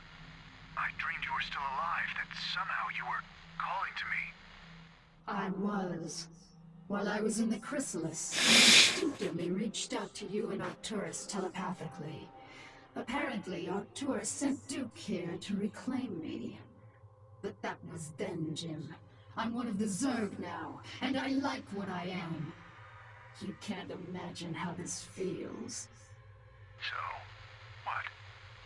Are you gonna kill me now, darling? That is certainly within my power. But you're not a threat to me, Jim. Be smart. Leave here now, and never seek to confront the Zerg again. Doesn't look like I had much choice. I just can't believe that Kerrigan literally, like, just classic woman where she says, you shouldn't have come here. And Jim's like, what? But I thought you wanted me to come. I did. But why'd you listen to me in the past? You're supposed to read my mind. Snap, snap, clap emoji, clap emoji. You know what I'm saying? Fucking woman. God damn it. Incels rise up. What a fucking mess. Not only that, but she has that anime, like I always say anime, it's really just a shorthand for overly dramatized. So if you're actually a fan of anime and you have correctly identified that some anime are actually good, then it's really just it's like everything else. There's like a very small number of things that are actually good in this world. It doesn't matter what the genre is. Anime is just very, like, a cliche of anime is that they're overly dramatic. So that's what I'm saying when I say anime, just for future reference. But that anime idea of like, I like what I am. I've been turned into something greater than a human. It's like, even when they wrote this story in 1998, that was a fucking cliche and a half. And it, like I said, it undoes all of the fucking work they did to characterize the Zerg as this fearsome menace. You know what I mean? Like, it's completely thrown out the window at that point. You're just... At this point, it's like a fan fiction. It really feels immediately like a fan fiction. Like, oh, that's what a fan fiction would do. They put their self-insert in. I want to be Kerrigan. I want to be infested.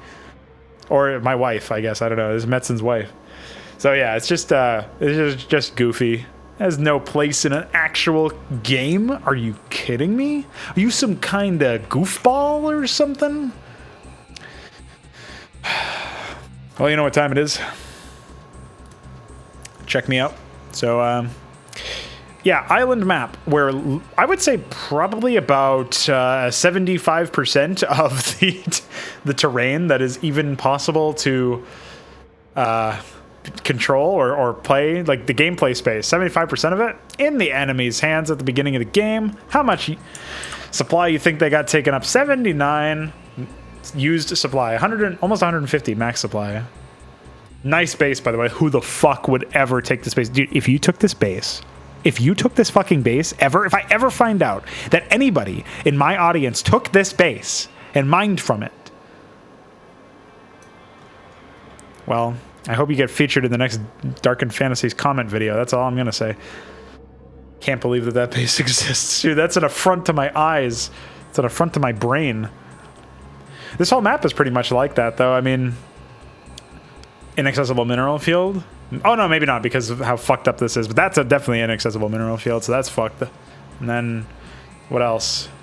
I guess there's probably the only inaccessible mineral field in the game. It is, yeah, it's the only one on the map. But this might as well be inaccessible. Just get that fucking out of here. What is wrong with you people? On top of that, what is wrong with you people? What is this? Why have a command center here? Oh. Oh. Dude, the cops are outside right now. They're coming for you for that one. I can't believe Blizzard broke the town of their own AI. I wonder if this AI was even mining minerals. I didn't pay attention. Anyway, why have a command center here that's just arbitrarily owned by another player?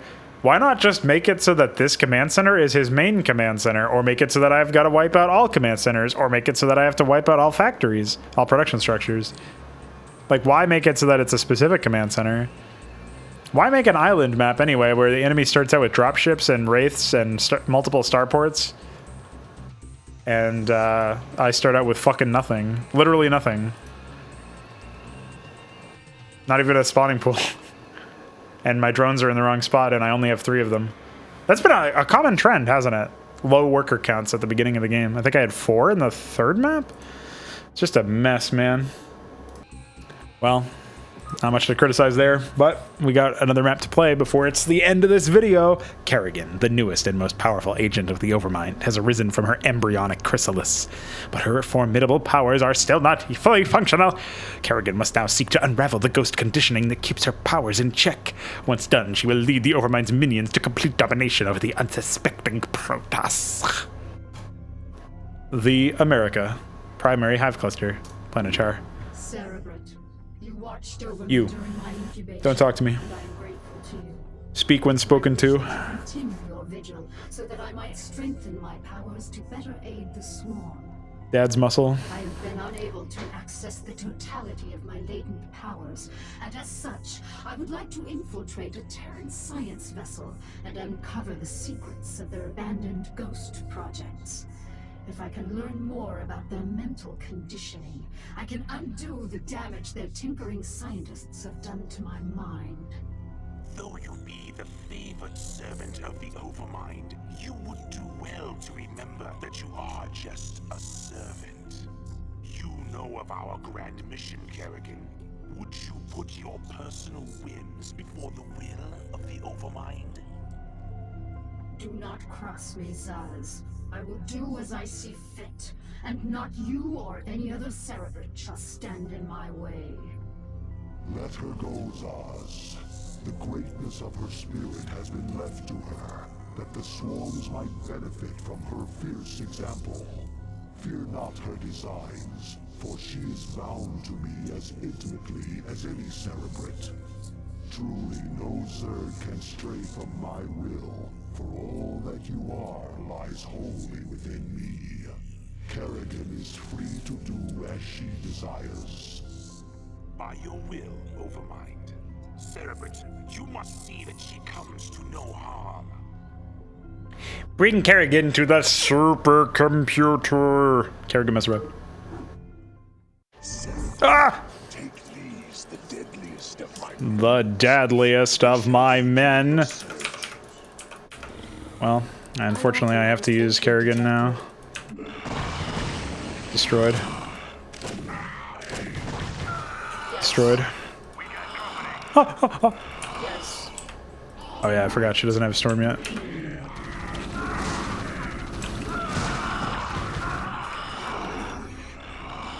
Hello?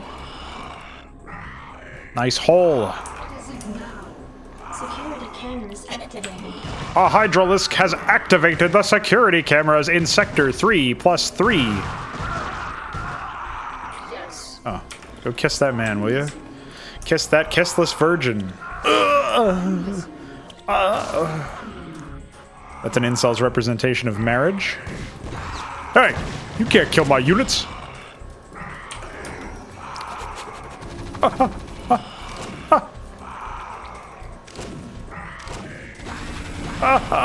Meat grinder.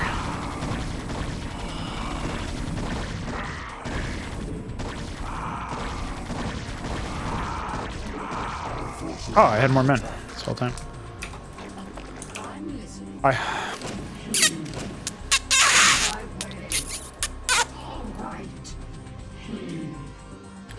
Ramp's not even over here. What the fuck?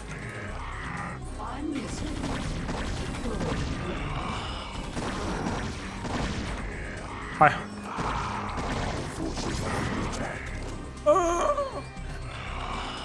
Why do doors and shit even open for Zerg? I mean, maybe it's because the gameplay would be AIDS without it, but the gameplay's already AIDS. Because there's nothing happening, because it's a fucking micro mission. Hi. Dude, how mindless, like, why? Why any of this? I didn't even remember this room because, well, there's nothing in it. Yes. Big shock.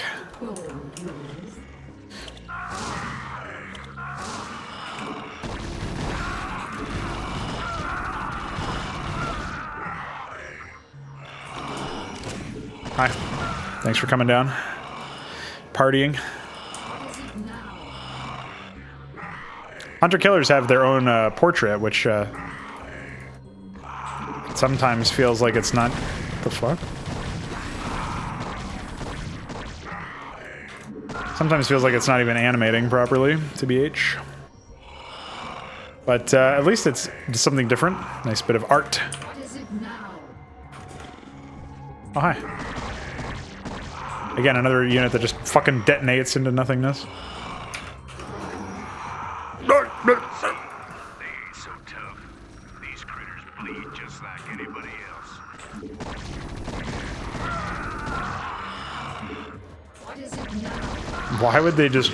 For one, why would they have these in pens? For another, why would I just randomly get control over them?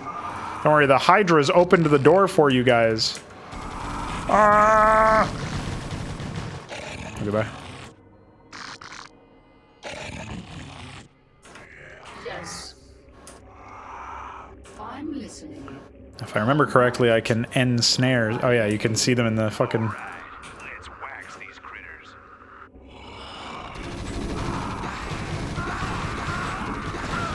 So you can ensnare traps to reveal them. Probably give Chalks an epic hard-on when I did that. But, it's pretty much the only utility she has got. I mean, she's got Consume so she can ensnare more, but it's mostly useful as, Right. fact, with, like, Psionic Storm or something, which she doesn't get until later. Also, the idea that she would just randomly get access to other powers, too, is really stupid, in my opinion. Like, why she doesn't have unique mechanics associated with her is, beyond me. She's also really, really fucking useless. Does 50 damage, but takes 8 years to attack. Moves very slowly.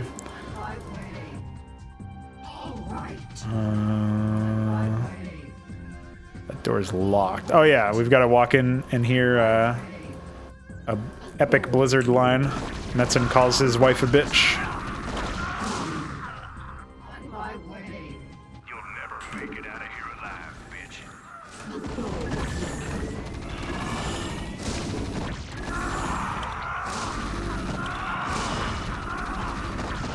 Oh, at least she can change targets like that. I didn't even know about that.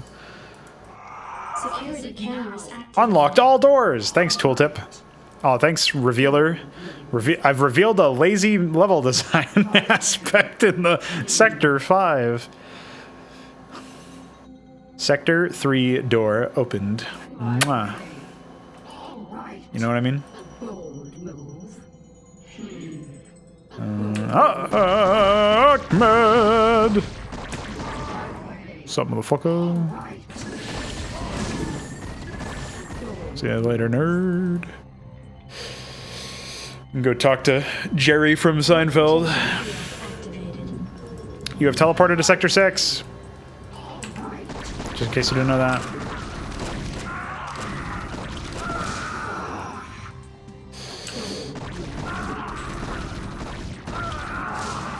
When Starcraft makes you think of Red Alert 3, you know something has gone horribly wrong. Wow, what is even happening here? Get out of here. Oh, we've unlocked a security camera that tells us where to go. That's pretty cool. It's pretty, haha. It's pretty hee-hee.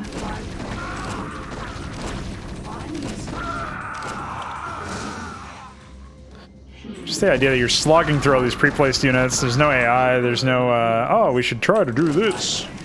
XD.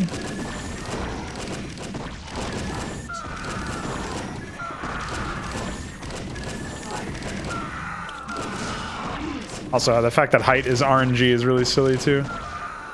Accessing Dominion network, downloading files. Cerebrate, I have located the records I sought.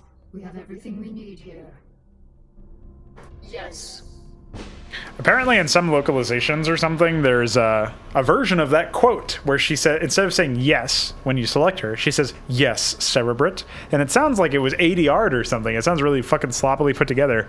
I guess that's the default quote in Remastered. But when I first heard that, I thought Remastered cobbled together some extra line for some reason, because I had never heard that line before. I don't know why my version doesn't have it, but whatever. Well, I don't suppose you guys give a shit if I analyze a micro mission, but particularly the layout in that map is pretty miserable. I mean, consider the fact that we're dealing with a situation where the... It's not only is it a micro mission, but it uses teleporters. It uses teleporters to just quickly stitch together missions and the layout of the mission instead of, you know, I guess it's like to avoid backtracking or something, but just make your mission intelligible, make your mission intelligently, make your mission a macro mission instead of a micro mission, you know, a mission where we can actually play the game instead of not play the game. I've beaten the horse to death multiple times when it comes to talking about micro maps. I'm not going to really repeat myself too much here, but for the people who have never heard me talk about micro missions, what it comes down to is this. The core gameplay loop of Starcraft isn't really represented in any of the macro missions here, but it's much more closely represented in those macro missions than it ever is in a micro mission, because in a micro mission, the AI doesn't even fucking do anything. The enemy does nothing and waits for you to grind through them. In a micro mission, you have no way to reinforce your units unless there's some very weird gimmick abstraction on the base rules of the game.